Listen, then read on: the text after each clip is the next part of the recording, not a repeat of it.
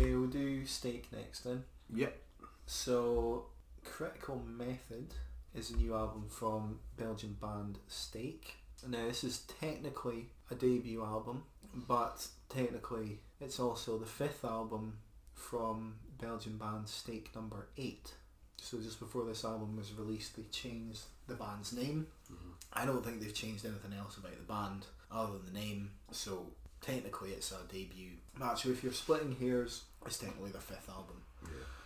And it's another band I'd never heard of, which a lot of these albums we're reviewing are bands neither of us know, but you know, sometimes you just hear a single off a new album and it kind of pricks your ears up, so you check these bands out. So I can't remember the track. So the singles from the album were Catatonic Dreams, Yeah, The Absolute Centre, and Doped Up Salvations. I think it was the first single, and I think that was Doped Up Salvations, and it's just an absolute belter, which, you know, aggressive, noisy, which I suppose I was saying with Bats, that I quite, you know, I like that kind of thing, so that pricked my ears up. So this is another album with sort of big riffs, harsh screams, big drums. There's some really cool guitar tones on not just on the riffing, but on the sort of lead guitar work. It's sort of a fusion of like metal, alt rock. There's some sort of sludgy, doomy kind of passages. There's a lot of groove on it as well. So I find myself quite enjoying this quite a bit. The first part of the first track is really stand out. It's just got this big stomping, swaggering riff, really sort of aggressive with the vocal screams of "Stay the fuck out of my way," and it's just a great way to start an album and to start a song. And it kind of, there's a little bit of kind of prog in this as well, where it just, after that, it sort of changes tact and becomes more sort of standard rock with cleaner vocals, but then it keeps bringing back these, you know, these big riffs, and it closes on that same riff again. So it's a pretty cool intro to the album. What are your thoughts on? I mean, overall, I kind of enjoyed it. When I was kind of reading up about the band, I read on their own website, you're pretty much just repeating what you say here, but they kind of they see this as a new chapter in what they described as unseen energy, and describe themselves as hyper atmospheric grunge core. Okay. Or post-metal oriented melodic sludge, and it's kind of the more melodic stuff in the album that I seem to kind of tune into more. In particular, is it, what's the name of the song? Something Throne, Human Throne. Yes, I really quite enjoyed that. That's definitely the most clean. There's a lot less screaming on that song, is what I'm trying to say. Aye, well, I've kind of described it as melodic, however it's in equal parts quite grungy. I was reminded briefly of kind of early Foo Fighters. I think it's something to do with the kind of vocal delivery rather than the kind of musical composition more than anything else. However, it does get a lot heavier kind of towards the end of the song, but yeah, I really quite enjoyed that. Similarly, kind of Devolution track that 6. But it begins in very much the same way. The last track, Eyes for Gold, was fantastic. For me, that was probably the kind of most standout track. Yeah, I really love it's got like this lead guitar line that's almost like it would be in like a modern horror film, and yeah, it's like I've written here, it's so good I could listen to it all day, and it's a fantastic and it annoys me when it goes away. I'm just like, I love that guitar line when it goes away, and it goes away for quite a while. There's sort of variations of it throughout the song. It kind of comes back towards the end, but that first time it comes in, I'm just like, this is bliss. Yeah.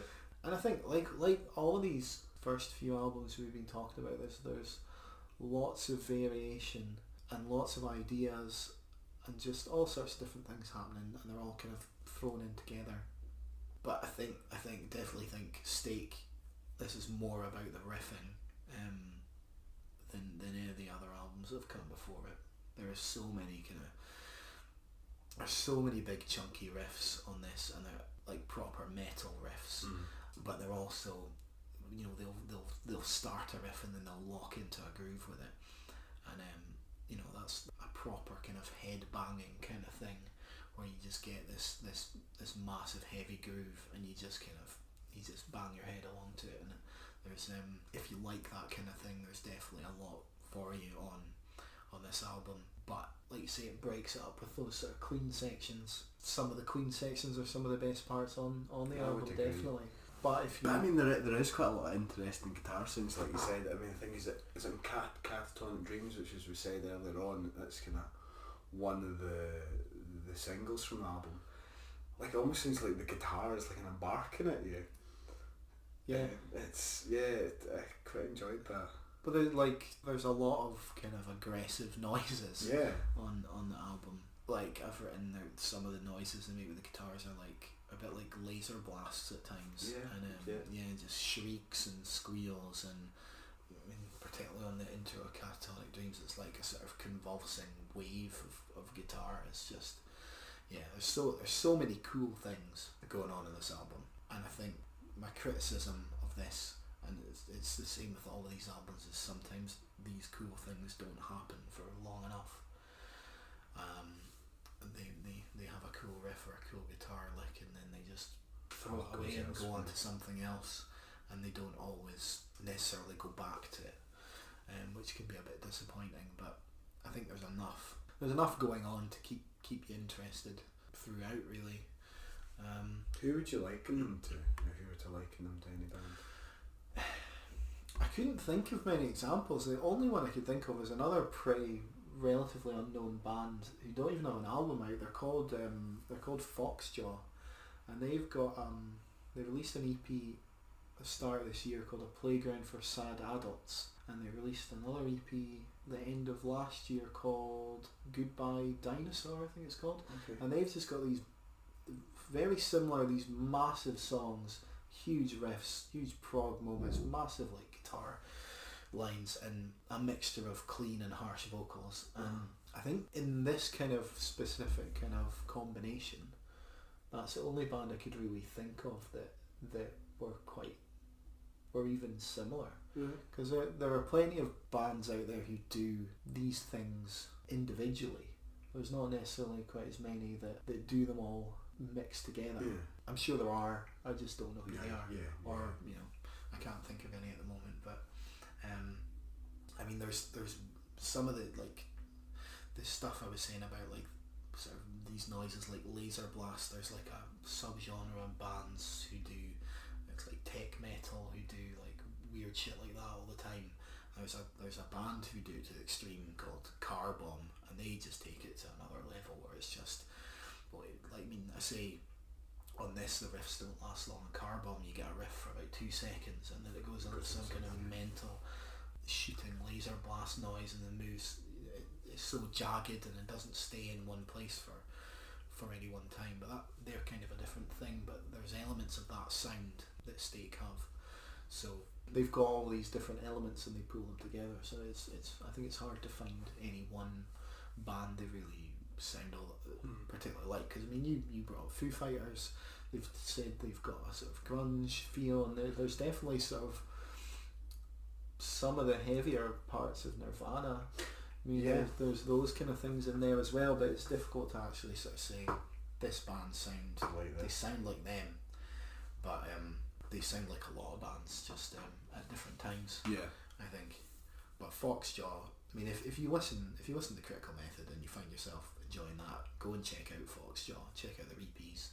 I imagine they'll have an album out next year, but I'm looking forward to. So they're definitely worth checking out if this is kind of your bag. I'm just noticing there's the song called Careless, which is the third track on the album, which this is kind of another aspect of their sound, which they don't really do again on the album. It's got like this sort of it's got an almost new metal bounce in the opening, which is like reminded me of Linkin Park's One Step Closer. It's funny because I did come away thinking that there is an element in this band that does have that kind of new metal sound. There was times where I was kind of reminded of Deftones. That's definitely, I mean, specifically Careless is the one that jumped out for me, because it starts a little bit like Linkin Park's One Step Closer with that bounce, and then it ends almost like a Slipknot song in that kind of like harsh intensity, but it still has that kind of fun kind of bounce. And in fact, the Queen vocals on there, I'd kind of thought they sounded a bit like Corey Taylor when he does his Queen singing. So they've got that as well as all this the riffing and the sort of sludginess and the sort of doom-esque grooves and things that they've got in there too.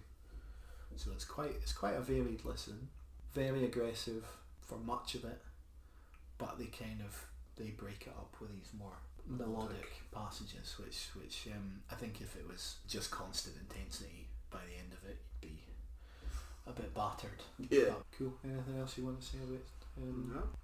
about Steak? Okay. How do you feel about this one? I think I'd probably give it a 7 out of 10. Yeah. It's my feeling.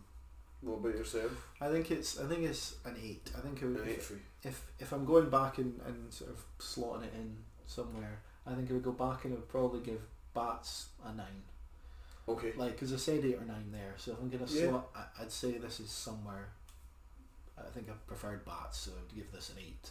If I'm trying to like put them in order of like how I've rated them, I think that's where it would fit in. Yeah, that makes sense. I mean, if you were doing like a varying degrees of 8, like yeah. This one's an 8.4. I was going to say 8.5, 8.6. Yeah. Yeah, like all that. I'm trying to remember how did I rate Bats? 6 out of 10? I think you gave it a 5, man. Did I? 5 you out were of 10? pretty brutal. Yeah. Is that the worst score yet? It is the worst. Is it? Is it? Yeah. I'm trying to remember what I rated Black Mountain. You gave Black Mountain was a 6. You gave them. Alright. Oh well. So, I'm all over the place in my fucking ratings. Maybe we need to start getting a bit more consistent. Yeah, I need a wall chat or something here. And we should keep a little list of that could end up being a pretty long list. But, cool. Okay. So if you like sort of big riffs and harsh screaming, a bit of melodic stuff thrown in as well, then you might be into Critical Method by Steak.